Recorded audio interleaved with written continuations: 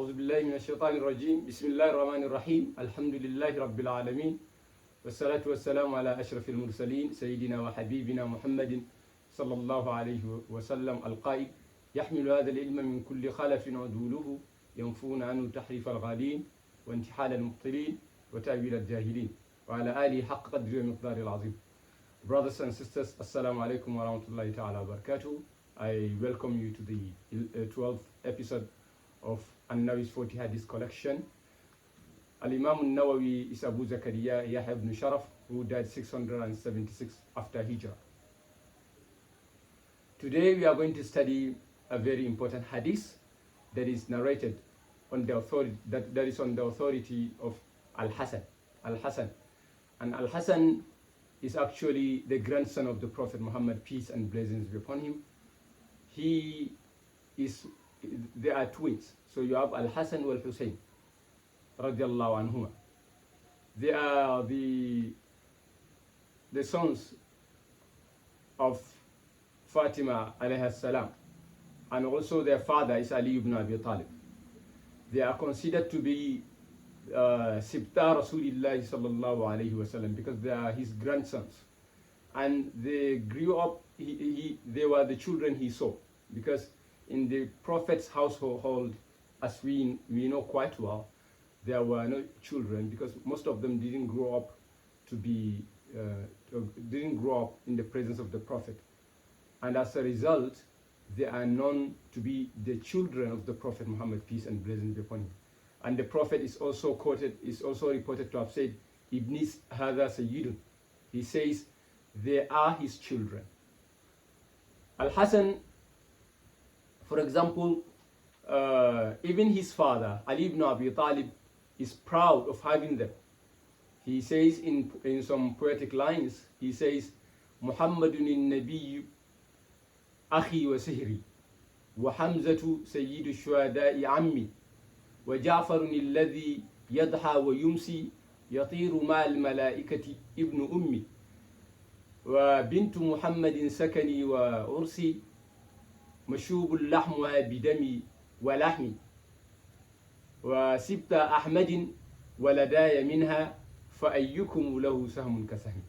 He says that the Prophet Muhammad, peace and blessings be upon him, is actually my brother, because the Prophet is his cousin, and also he is my in-law because I married his daughter Fatima, and also Hamza, the leader of the martyrs who died in the battlefield, is also my uncle.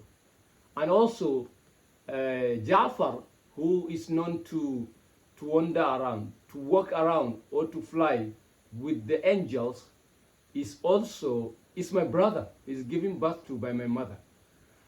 And also on top of that, Fatima, the daughter of the Prophet Muhammad, peace and blessings upon him, who is known to be the flesh of the Prophet, Fatima bad'atun minni yaribuni ma yaribuha. This is what the Prophet said about her, that she is just a flesh, she is part of the Prophet. And Fatima, Ali continues to say that, may Allah be pleased with him, that she is my wife and she is my home. And also he says her blood and my blood has become one. We have become one. And also we gave birth to the grandsons of the Prophet, peace and blessings be upon him. And then he says at the end, who has gotten the largest portion of what I have gotten in terms of blessings? Nobody. So we have to understand that they are held in high esteem. And also the Prophet Muhammad, peace and blessings be upon him, said about them, while he was praying with he's leading his companions in prayer, two of them, Al-Hasan wal Hussein radiallahu anhuma wa alayhima salam, they came to the Prophet and they climbed up to his shoulders while he was praying.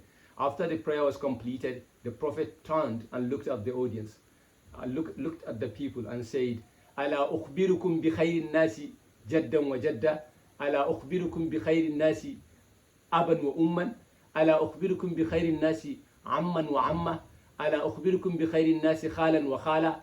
Al-Hasan wal Hussein, جدهما رسول الله صلى الله عليه وسلم وجدتهما خديجة بنت خويلد وأبوهما علي بن أبي طالب وأمهما فاطمة بنت رسول الله صلى الله عليه وسلم وعمهما جعفر بن أبي طالب وعمتهما هاني بنت أبي طالب وخالهما القاسم ابن رسول الله صلى الله عليه وسلم وخالاتهما زينب ورقية كلثوم بنات رسول الله صلى الله عليه وسلم وكلهم في الجنة.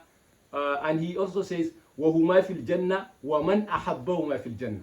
The Prophet says, shouldn't I tell you the people who've gotten the best grandparents, who've gotten the best parents, who've gotten the best uncles, maternal and paternal alike? They are Al-Hassan wal-Hussein. Their grandfather is the Prophet Muhammad, peace and blessings upon him. And also, their grandmother is Khadija bint Khuwaylid. Their uncle is Jafar. Their aunt, paternal, is Hani. Their father is Ali. Their mother is Fatima. And their uncle, maternal, is Al-Qasim, the son of the Prophet Muhammad, peace and blessings upon him. And also their aunts, maternal, are Zainab wa Ruqayya wa Kulthum, who are the daughters of the Prophet Muhammad, peace and blessings upon him. And all of these people that I mentioned are in paradise. This is what the Prophet said. And the two grandsons, Al-Hasan wal Hussein, they are also in paradise. وَمَنْ أَحَبَّهُمَا فِي الْجَنَّةِ. And whoever loves them is also in paradise. May Allah make us amongst those who will be admitted into paradise because of the love we have for them. So the hadith is قال رسول الله صلى الله عليه وسلم. He says, the Prophet, peace and blessings be upon him, says, دع ما يريبك إلى ما لا يريبك. Leave that which makes you doubt to that which doesn't. All right? So we have certainty and we have doubt. رواه النسائي والترمذي وقال الترمذي هذا حسن صحيح. It is reported by at-Tirmidhi and an-Nasai. So this hadith teaches us that whenever there are two things, you have certainty and you have doubt, which one overpowers? It is certainty. So from this ruling, from this hadith, the jurists, the scholars, they have gotten a principle that says al-yaqinu la yuzalu bi-shak. So you have certainty and you have doubt, then you make use of certainty. For example, you are praying, then you are thinking, how many units, how many rakats have I prayed? Just tilt to which you are certain. All right. So if you are thinking you have prayed 4 rakats, you have actually prayed 4 rakats. So don't bring doubt into it. Or you are circumnavigating the Kaaba. You are making your tawaf. Then you are asking yourself, how many times have I gone circling the Kaaba? Then you have to use your certainty, not your doubt. So the same thing applies to when you have performed an ablution, whether you are praying and then you are thinking, do I need to renew my ablution or not? If you are sure that you are certain that you have performed ablution, then you have not passed out wind, then continue your prayers. And Shaitan usually comes to confuse us while we are praying. And this hadith is teaching us to just not listen to the whispers of Shaitan, because he promised that he is going to lead us astray.